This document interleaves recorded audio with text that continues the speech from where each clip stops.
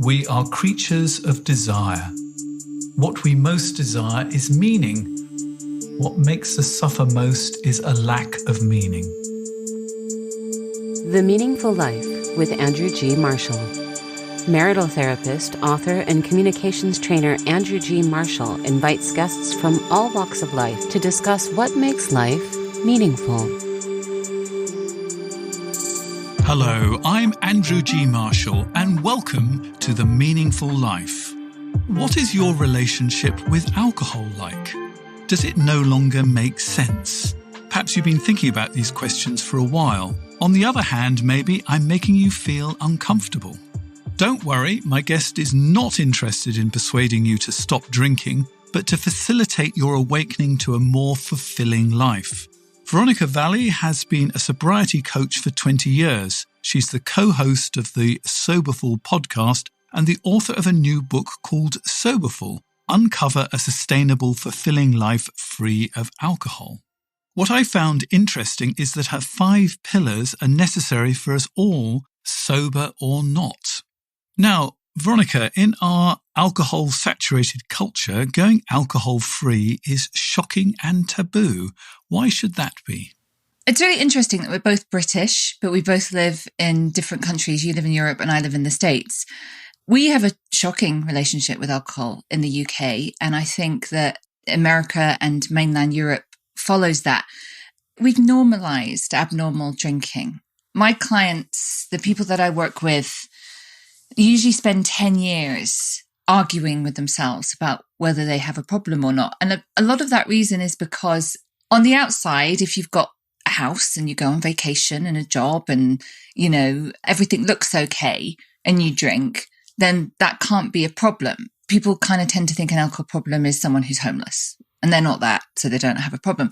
But in actual fact, we've normalized abnormal drinking through our culture, and the person that I've just described is exactly what my client does look like, because an alcohol problem shows up years, if not decades, on the inside, long before it shows up on the outside. So it shows up in how we feel about ourselves. And particularly one of the most common effects that people are struggling with is depression and anxiety. So on the outside, it looks all right, but the inside, it's very, very different. Does that make sense? It makes an awful lot of sense. One of my best friends had to give up alcohol because it really was not making sense at all. In fact, was quite destructive. And what she found incredibly difficult is there's sort of not one single event that happens in human nature nowadays that alcohol hasn't actually entwined 100% round. Yeah, alcohol, that's one of my soapboxes, that alcohol has inserted itself into places that it doesn't belong and continues to do so. I mean, alcohol has been associated with sport for decades. But if you think about it, sport and alcohol are not two things that go together. A new thing that I've seen is yoga and wine. Yoga studios on a Friday night have yoga and then wine, not two things that go together. And another recent one that I've noticed, certainly because I have young kids, is parenting, that it's a parenting aid, that mummy needs wine. So it's associated with everything. But I got sober when I was 27 and I thought my life was going to be over. I mean, I never thought I was going to have fun again, like never go out again, all that kind of stuff. And it's absolutely possible to navigate a wet world without drinking and not really even notice it. But you know what's really interesting is the biggest area of growth for alcohol companies is now non-alcoholic drinks. Now, one of the things that I thought was really interesting was thinking about what this tells us about our society. Why is alcohol so ingrained and entwined into everything? It sounds like we've got a really big problem, to be perfectly honest. If, to be a mother, you need a drink. Yeah. I mean, we do. And I'm talking about British culture in America, in Europe. We do. And we were just talking at the beginning, my mission is not to persuade people that alcohol is bad for them. My mission is to show people that actually not drinking, you don't miss out on anything, that being alcohol free, you can have this really amazing, fun-filled life. And the reason that alcohol is just so central to our lives and associated with everything is we have been convinced or indoctrinated to believe that alcohol is a benefit. And if you think about our culture, peer groups, and our media, it all presents alcohol as a benefit. So I came of age in the 90s with the kind of Britpop, ladette, feminism was co-opted into alcohol marketing. And it was specifically marketed to my generation as feminist, as you are equal, you can drink like the boys, you can go out and get plastered on a Friday night because, you can do everything that men can. There was also the whole Sex and the City there was just so much messaging that whatever situation I was in, alcohol would make it better. And also, not just alcohol, being blind drunk will make that better. And I totally bought into that. I thought that was true. And alcohol caused me consternation from the word go. I mean, I had really bad hangovers. It caused me anxiety. But I believed my job was to manage it. If I could find the perfect balance and formula to balance my drinking so I could have all of the benefits it promised me and none of the consequences, then I'd be great. And I tried really, really hard to manage it. And I'd say that's typical of everybody I work with is you drink, you don't really think about it. It starts to kind of create problems, but you believe the benefit, is so huge that if you can just manage it, if you can just figure out managing it. It sort of helps you relax and makes you sociable, I think is what most people would say. And I would say that's a perception, not necessarily a reality. So here's the thing. Yes, it can do that. Yeah, it can help relax you because it's a central nervous system depressant and it can help you be more sociable. However, there's always a cost. There's always a cost to drinking. And we have to be prepared to pay the cost. And we're not told about the cost. So recent research that's come out has shown how even very small amounts of alcohol, and I'm talking about 3 glasses of wine a week, which most people think is insignificant, is enough to raise your risk of breast cancer in a woman by over 15%, which is quite significant. Then there's the fact that it is a central nervous system depressant and it's going to deplete your serotonin, et cetera, et cetera, et cetera. It's probably going to make you crave, greasy, salty foods the next day. So there's a cost to it. And what I want to say is, when I stopped drinking at 27, I totally was signed up to the belief that alcohol was the best way to get to the land of fun, excitement, belonging, connection, relaxing, and rewarding myself.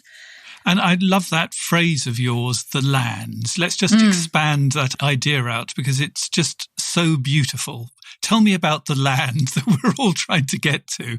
Well, I mean, that's what we're persuaded that alcohol's a benefit. Now, who doesn't want to go there, right? I want to go there, especially when I was a teenager. I couldn't wait to go and have fun like I saw all of the people older than me were doing. So I was getting into bars at 14 years old. I couldn't wait to get all that fun and all those things. And when you get to the stage where you're kind of trying to manage your drinking because the hangovers or the embarrassing thing you said, or that you just feel low for a few days, or you just feel crappy or whatever it is, you're managing it because who wants to give up entrance to that land? Now, here's the thing. You can get to that land of fun, excitement, belonging, connection, relaxing and rewarding yourself sober, and it's better. And that was the biggest revelation to me. So yes, you can have a drink to relax yourself and be sociable, but it's not necessary. And we have been persuaded that it is. And in fact, I'd argue that that experience is much better without alcohol, and there's no cost. Because this is another thing you say, which I think is just beautiful, is that alcohol has lied to us. Yes, it's such a big thing. I've had so many clients over the years where it's so clear it's not fun. It's so clear that it's pretty awful. But that delusion that alcohol brings those things. And what happens is commonly the journey is at the beginning of our relationship with alcohol, those things are true. Now, I was blacking out drinking when I was 15 years old and I had terrible hangovers, but I was 15, 16, 17. I didn't care like that. I'd had these wild nights. Who cares about having a hangover or missing a day at work or college? I didn't care. It felt really worth it to me. So the fun and the excitement and the belonging and all of that it gave me just felt like whatever price I paid felt like it was worth it. But slowly over time, or quickly in my case, the price increases and the benefit decreases. And what happens is people 20, 30, 40 years down the road are drinking in the belief that this time it will be like how it was in the beginning. Like this drinking will be like how it was 20 years ago. And and it's such a fascinating, as a therapist, it's fascinating the delusion and the denial that people go through. And it's really down to one thing. It's the fear of missing out. It's the absolute, like, yeah, I get it. I get that my wife is angry and I get that I feel crappy for 2 or 3 days of the week. I don't want to feel that way, but I don't want to miss out on the fun, excitement, belonging, connection. Like, so, what's a person to do? Just kind of soldier on and, hopefully I'll figure it out. And I want to smash that to pieces and be like, none of that's true. You don't need to do any of that. I also want to point out, it doesn't happen like that on day 2 of sobriety. The first year to 18 months is a transition. It's such an ingrained habit. So there is a transition period, which is where you need support and help, ideally from professionals, a therapist, a group, a community of some kind, to transition. Early sobriety, that first year, 18 months, 2 years, is very different to how it is long term. And I think people get stuck there. They're sort of maybe sober 3 weeks or 6 months, and they're like, it's a bit better, or it's a lot better, but I'm avoiding social things. It's like, I always try and make it clear, it's not how it is long term. It's a massive habit and lifestyle change that doesn't happen overnight. But with time, things shift, and then you get to this place where it's easier and all that kind of stuff. So let's imagine that the person we're speaking to today, yes, you, is sort of wondering, should I stop drinking? How do they answer that question? That's a really good question. People with a problem with alcohol do 4 things. They drink, they think about drinking, and they think about not drinking, and they recover from drinking. So it's the thinking about... That is just so wise. It's the thinking about not drinking is the big clue. So I always tell people who don't have a problem with alcohol, they don't do dry January. They just don't think about it. So here's the analogy that I use. If you think about alcohol more than I think about sandwiches, then maybe there's something that you need to consider here. So today at lunchtime, I might have a sandwich for lunch and I'll enjoy it. And then tomorrow I'll have some soup. And the next day I might have a salad. And then maybe at the weekend I'm at a party and a plate of sandwiches goes by. And I think, a couple of those, that'd be nice. And then a bit later, the plate of sandwiches goes around again. I'm like, I'm good, thanks. That's literally how much I think about sandwiches in my life. If you think about alcohol more than I think about sandwiches, it's a red flag. So when we do that, when we do those 4 things, it eats up bandwidth. And by bandwidth, I mean our energy and our space to think thoughts. That's a very common characteristic of someone with an alcohol problem, is that arguing with themselves, like, I'm not going to drink this one. A few nights off or not. And then, Wednesday, Thursday, if I just have one glass of wine, just one, but it's all of that kind of, it just burns up bandwidth unnecessarily. Alcohol's an inanimate object. It doesn't need us to spend energy on it in the way that we do. And it becomes the main event. We just spend way too much of our brain power thinking about it. So when we get sober, that's one of the gifts, and there's many, but this is one of them, is we get that bandwidth back. We get energy and space in our heads where we're not arguing with ourselves about whether we're going to have a drink tonight or not, how much we're going to drink, what we're going to drink, and what other people may think about our drinking. And that, in my experience, Andrew, is where people's extraordinariness is, in that extra bandwidth that they were spending on something that is really insignificant in the scheme of things. And you could be using that time to think about the topic that I'm most interested in, and I think you're interested in as well, is what makes our life meaningful? Why was I sent here? And I'm sure it wasn't to prop up a bar. Yeah. Absolutely. It's about purpose, isn't it? And I use that in the book a lot, about talking about the main event. we get lost in the details of life. We live in two worlds. We live in the external world, which is what we look like, how much we weigh, what we have, how big our house is, what we do. And the internal world, which is inside of us, which is who we really are, our thoughts, our feelings, our beliefs. But we get lost in the external world. We get lost. And alcohol's one of the ways that we get lost. Sobriety is a journey back to oneself. And that's the main event. Like my journey, my purpose is the main event, not alcohol. But what if actually alcohol is covering up a whole lot of pain so that actually we don't want that 20% because the 20% is going to say about us because of either things that have happened or how we feel about ourselves. And typically that's the case. What often happens is we've defaulted to alcohol to manage our emotional lives. That's what I did. I didn't grow up with role models and I wasn't taught how to manage my feelings. Because you started at 14 dumbing them down. How would you learn to deal with your feelings if you can just, open a can and that solves it in 30 seconds? Yeah, how to deal with disappointment or frustration or fear or anger or resentment or any of the difficult feelings that every human being has to navigate. I defaulted to alcohol to do that. And that's common for a lot of people. And it works so effectively. It just takes that away like that. It's accepted by my culture that I've had a bad day at work. I can have a drink. I've broken up with my boyfriend. Well, I can get drunk. I'm colluded with that idea. That's the bit about sobriety that I do. And I call it emotional sobriety is it's not just about stopping drinking. It's about what was underneath that, what wounds and hurts and limiting beliefs and dysfunction was underneath that, because that's the bit that has to be resolved. And people only get to that point when they finally accept that alcohol's not bringing them things it promised. It's causing more problems. And the only solution is to stop and to begin to resolve this stuff. And, I'm sure you have this experience as well as a therapist. The avoiding it is actually harder and more painful than the actually working through. There's some kind of relief to finally begin to clear this stuff up. And every human being has this. Every human being has childhood wounds and things that they found very painful that they don't want to look at or all of that kind of stuff. And there's so much relief talking about it and getting it resolved and finding solutions. And facing the truth and being able to face the truth is a bit like having a superpower. What do you think of that idea?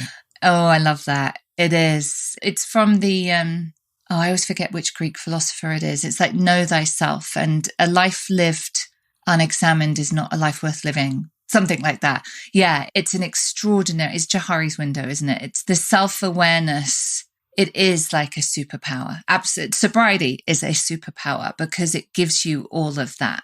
So let's look at your 5 pillars, which are the pillars for sobriety, and I would hazard a guess also for leading a meaningful life. So the first one is movement. Tell me about movement.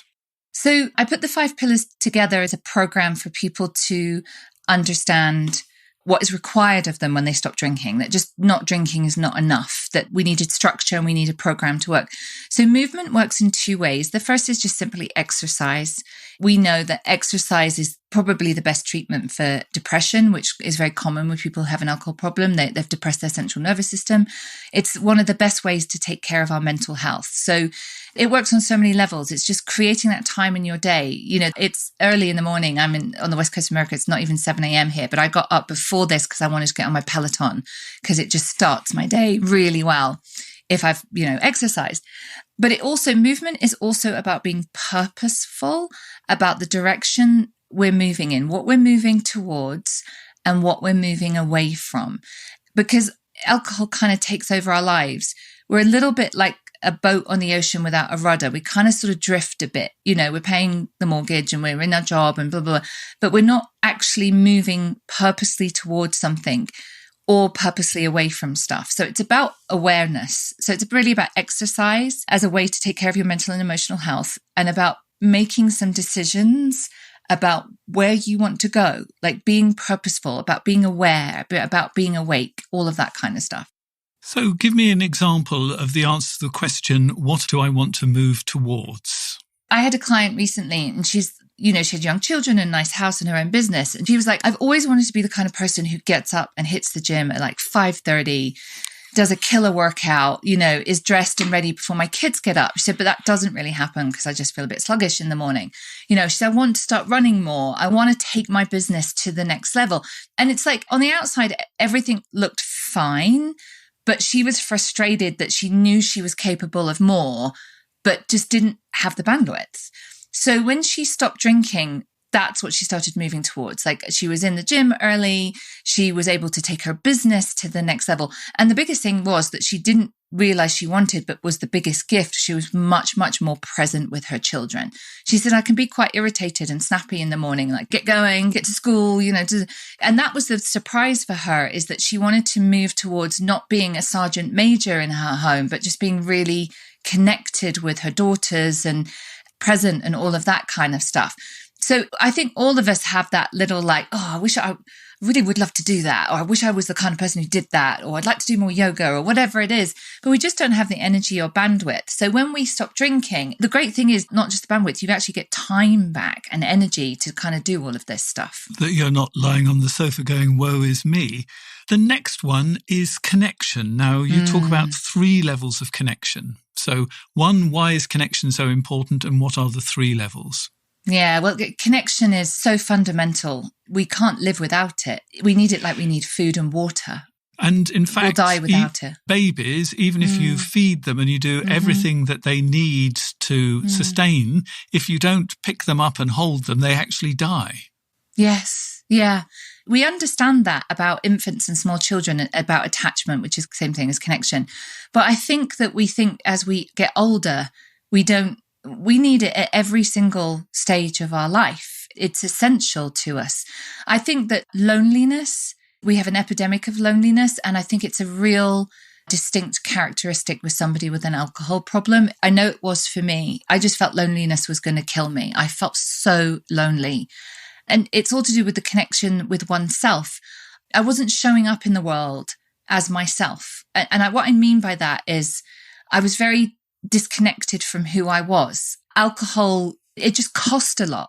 So I wasn't a person of integrity. I wasn't a person of dignity. And that cost a lot. I don't understand how you weren't connected to yourself. So I was a people pleaser. I cared much more about what you thought of me than what I thought of me. So I'd often say things or do things to get you to like me and approve of me, even if I didn't necessarily like you myself. And I would do that. And then I would afterwards feel shame and regret. And I was just so disconnected from myself. I couldn't connect to what I wanted or if you like hamburgers, I liked hamburgers. Maybe I like hot dogs. I don't know. But if you like green, I like green. I couldn't. And if I wanted to take you to the opera, you'd go off to the opera, whether you wanted to or not. Yeah, because I wasn't connected with myself. Alcohol causes a disconnection. So the first connection is to your true self. What's the second connection? Yeah, I would say the journey of sobriety is the journey back to oneself, who you really are. That I don't care if 500 people like hamburgers. I like hot dogs. And I don't really care what you think about that. I just like hot dogs. It's a journey back to oneself. So there's 3 levels of connection that we all need. And it's intimate, which is somebody who really knows our soul. And I go at lengths in the book to describe that that's not necessarily a romantic partner, although it can be. It can be a best friend. It can be a mentor. It's people who really know us and know our souls. That's a true component of connection. The second level is we all need friendships. And then the third level is community. We need to feel part of our communities. And we need to have all 3 of those to not feel lonely. So when I was in Cambridge in England with my husband before we were married, I had all 3 levels. I had my husband and I had my best friends and I had a friendship group and I had several communities I was part of. Then when we moved to America and I had my first baby, I didn't know anyone. I didn't have any friends locally. So I had my husband, but I was very, very lonely because I didn't have the other 2 levels. So we have to be conscious about connection. I tell this to my clients all the time. Unfortunately, no one's going to come knocking at your door going, hi, we heard you're great. And why don't you come out with us? Like they do when you're little, on your street, people come knock on the door, go, do you want to play? We have to show up in places and we have to show up consistently And we have to allow people to know us. And kind of movement and connection are the first things I get people to work on. And often when people come to me, they've burnt a lot of bridges or they feel quite disconnected from everybody, then the place to start is sober support groups, of which there's many now, online and in person. Alcoholics Anonymous is the biggest one, but there's others. There's Women for Sobriety, there's Refuge Recovery, there's Smart Recovery. I mean, if you just kind of go on Yahoo, there's like sober running clubs and all kinds of things. So start there, if nowhere else, because you don't have to pretend. You know, it's not like the PTA meeting. You don't have to pretend if you go to a sober support group that everything's just fine. And we can start with connection there, but we have to have connection. We'll die. We'll just die without it. And one of the problems of going sober, I would imagine, is you've got lots of friends who are going to give you kickback. They're not going to be very thrilled about the fact that you've gone sober. So you need to make new connections. What do you do about people who are non-supportive? There's nothing like getting sober for finding out who your real friends are. It really upsets the apple cart and people don't like it, is the general experience. And here's why. If you're my social group and we drink a certain way and I've stopped and I've said, it doesn't really agree with me or I don't like it or I'm, for whatever reason, and I drink the same as you, well, what does that say about my drinking? People take other people's sobriety very personally because what you're doing is culturally, we are all very, very signed up for and invested in the belief system that alcohol is the best way to get to the land of fun, excitement, belonging, connection, blah, blah, blah, blah, blah. You're showing me that may not be true. You're just shattering my whole perception and belief system of life. You know what's really interesting, Andrew, when I've been promoting this book and I've done a lot of media and I've spoken to lots of producers and journalists about TV shows and all this kind of stuff, I've come across some journalists and producers who are either sober curious, or know someone close to them who's sober. And they're the ones who have interviewed me and got me on shows and that kind of stuff. And then I've come across journalists and producers who drink, however they drink. And they're like, but could you come on and give us some tips for cutting down? And it's very insightful for me is that generally we are not interested in being presented with, you don't have to drink to have fun. We shut that down. And I want to smash that. So that's what happens is in our friendship groups, if someone is not drinking and starts to look great and, is having a good time, that is shattering a core belief that I've never questioned that I have. And it's really frightening for people to do that. It's that profound. I've seen it over and over and over. We don't want to be shown that I can have just as much fun with alcohol. People do not want to see that. And so what people do in friendship groups is it's much easier for me to persuade you that you don't have, you don't have a problem. Maybe cut it out a couple of nights. You don't have a problem. You're fine. It's much easier for me to persuade you to drink again than it is for me to reflect on my own drinking behaviour. And then we need the third pillar, which is balance. Tell me about balance. So whatever the question, balance is always the answer to whatever question we have. And balance is, I call it the art of balance. It's a lifelong exercise in balancing our needs. Let me try. What's the answer to the meaning of life? Balance. How is balance the answer to the meaning of life? Because the meaning of life, it's going to mean different things for different people. It's incredibly individual. So if it's, I don't know, perhaps your work, maybe you're a physicist and you're solving some problem in mathematics, that's only ever going to work if you're in balance. Yeah, one of gives me meaning is doing this podcast, but once a week is more than enough. Yeah. Otherwise, reading the book, doing the research and everything else like that, I'd just disappear and nobody would ever see me again beyond on the podcast. So you're right. The answer is always balance. Balance in all things. How do you use balance to help your clients? What most people, and particularly women, because I work with a lot of women, it's about recognizing our needs and balancing our needs. And I think as women, we're quite conditioned to believe that our needs are not as important as other people's needs around us in our family and even in work. So it's recognizing our needs. So the first thing we do is the HALTs: hungry, angry, lonely, tired, stressed. Those are all needs that need to be balanced. Just give us that again slowly, because that's really good. HALTs: hungry, angry, lonely, tired, stressed. And those are the times when you're likely to fall off the sober wagon, is that the idea? When we get out of balance, hungry is something that can't wait for too long. It can run us ragged. I know I've definitely drunk alcohol instead of feeding myself nourishing food because I've run myself ragged.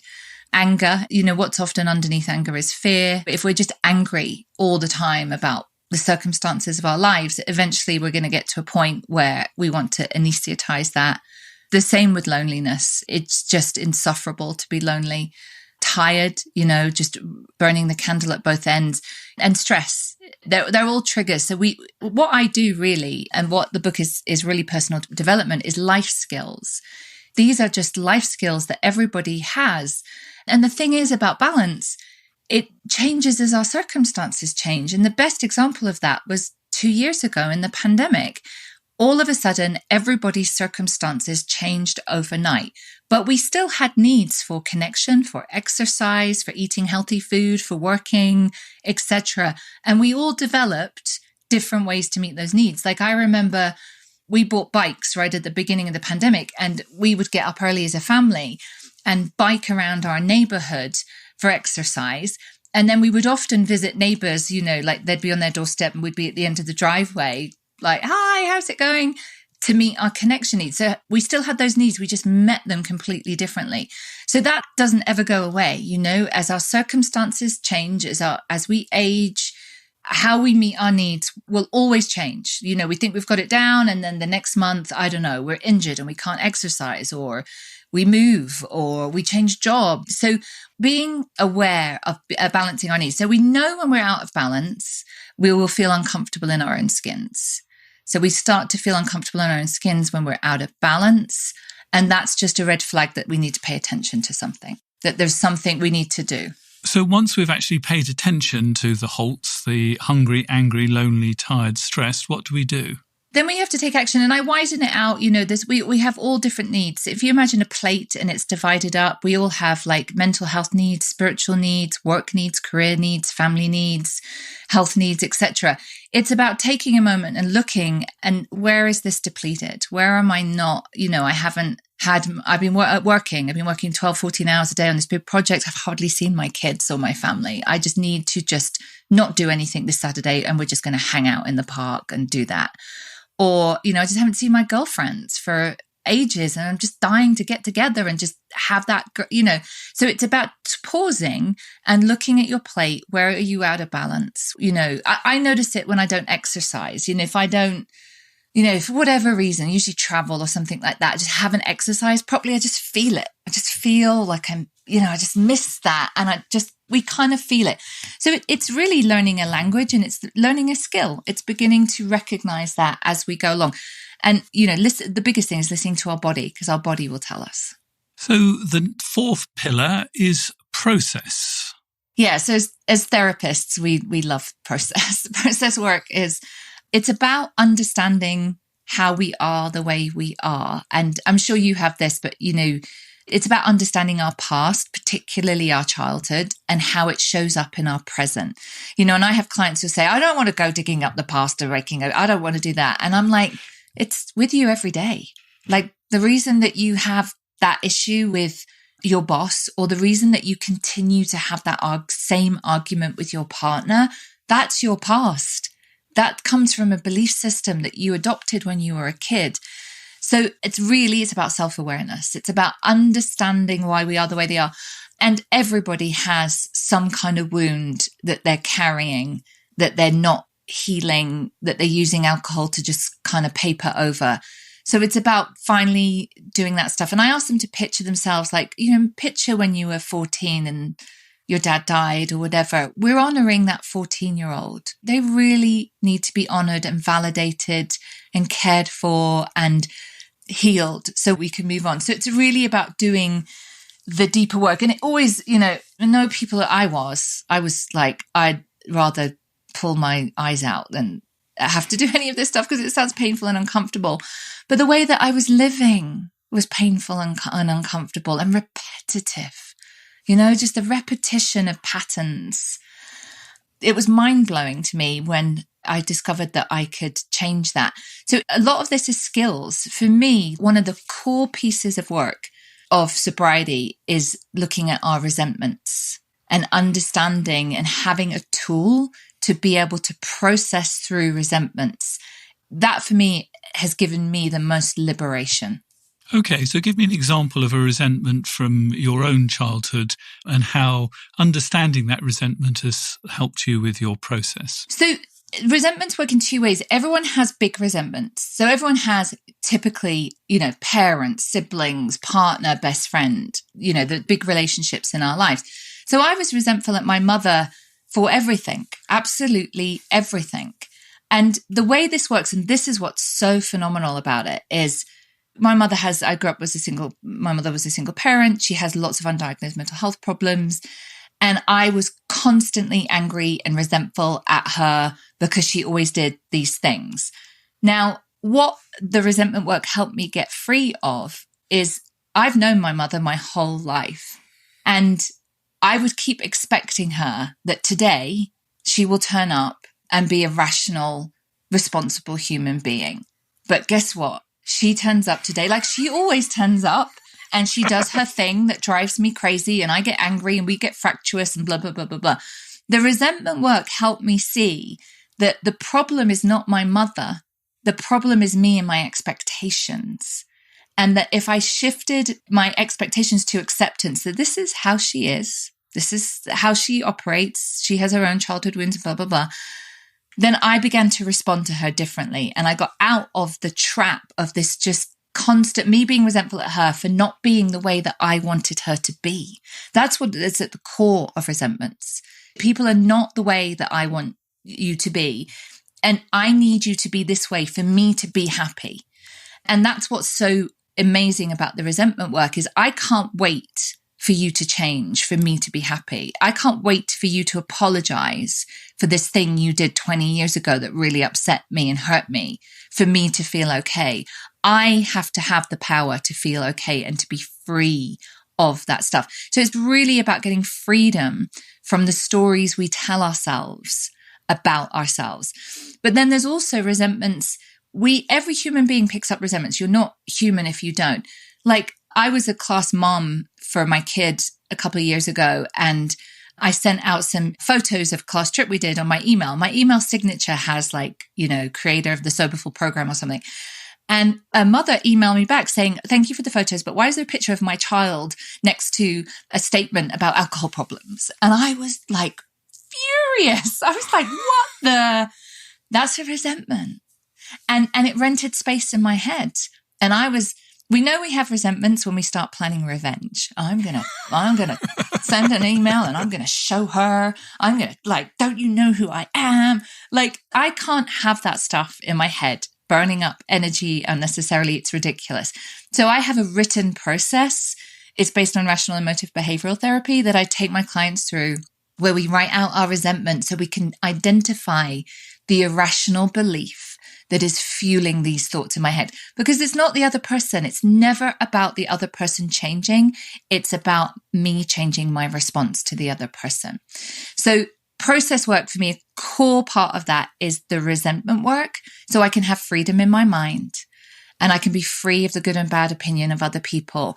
And that leads me to understanding my limiting beliefs, which we all have, the story that we tell ourselves about ourselves. I love the idea of resentment work. And then we come around to the fifth one, which is growth. And you say there's the true essence of all work, whether it's soberful or not, it's the sort of marital work that I do, is revealing ourselves to ourselves.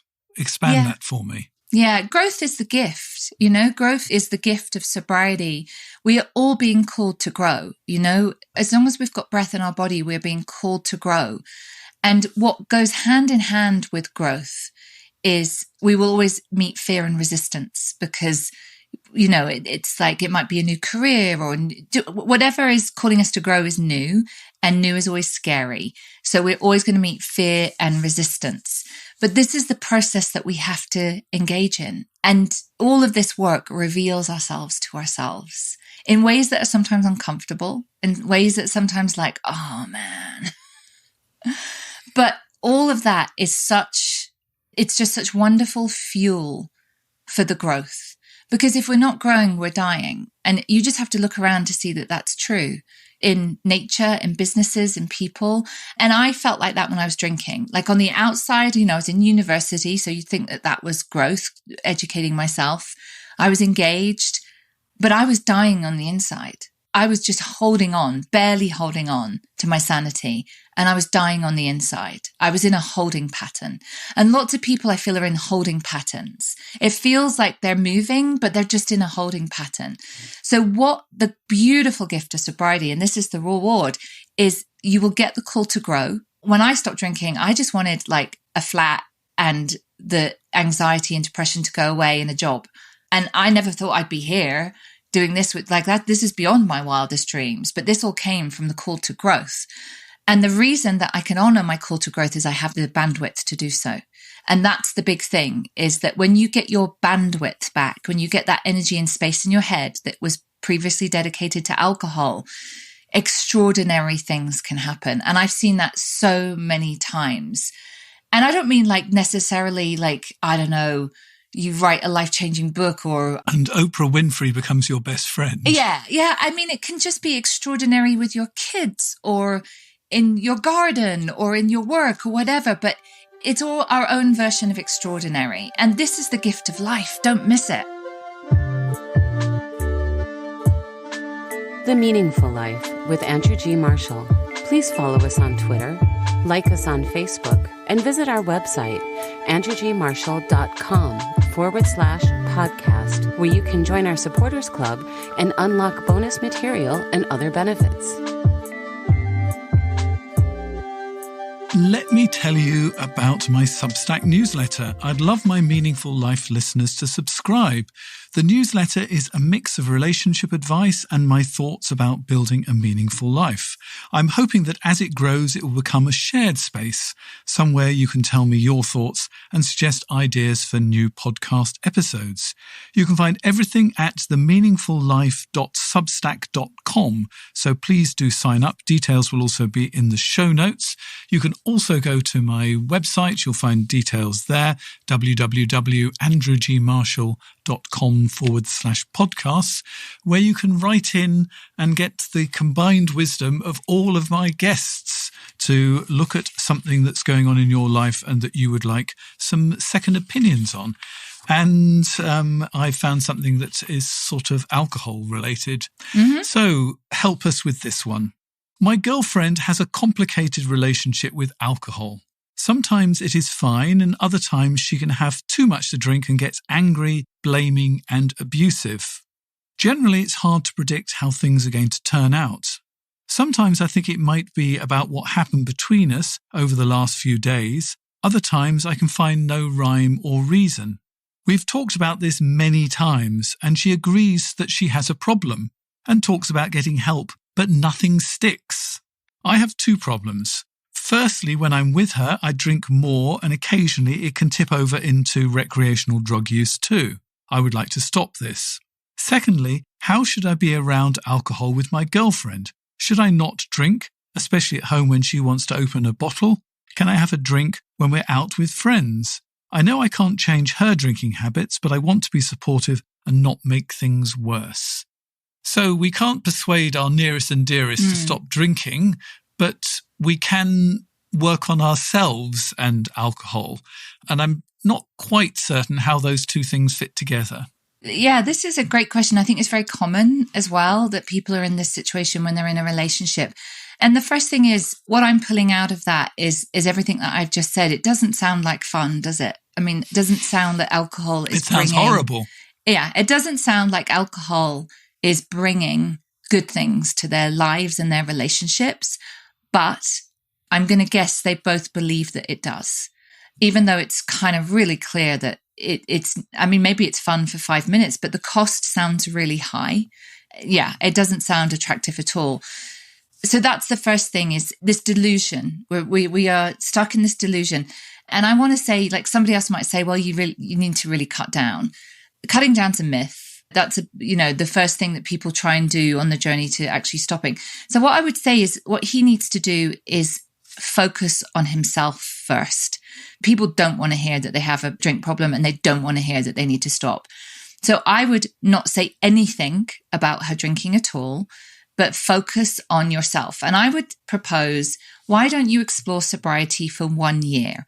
I don't know how old they are, but they sound like they're fairly young. Let's say they're 30, for example. Alcohol's never going to go away. So you could have a good 50, 60 years of drinking ahead of you. I'm just asking for 1 year. This is not a big deal. The reason for a year is you can go through the whole cycle of a year. Christmas, New Year's Eve, birthdays, barbecues, all of the things that happen in a typical year. And you would not drink even on New Year's Eve when everybody's passing around a glass of champagne? You wouldn't even have a sip then? No. Why not? What's the harm of that one glass of wine on a special occasion? First of all, that's the belief system that alcohol will make this occasion better. And I'm going to say that this is problematic drinking, because they can't control how much they drink, and it often leads to recreational drug use. That never changes.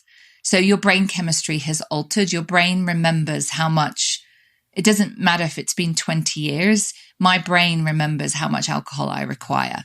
So I can't have one because my brain goes, oh, this is how much of this we need. So you're making it very hard. Like, it's back to the sandwiches analogy.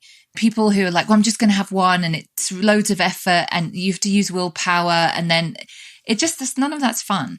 So there's lots of wonderful alcohol-free options now on the market. You could have an alcohol-free glass of champagne or glass of wine or whatever. The second thing is, I would strongly suggest that he gets some help from a professional, preferably from a community, because you don't want to feel like you're the only one. So the most effective thing you can do in this relationship, like when it's in this way, is not talk about the other person's drinking, but focus on being sober. And after a year, you can make a decision. If your life hasn't improved, if things haven't got better, alcohol's always going to be there. Like I said, you've probably got 50 years ahead of you if you want to carry on drinking. But the chances are it is going to improve. Now, what happens with the other person is it's not what we say, it's what we do. So they will see some changes in you, and those will be positive changes overall.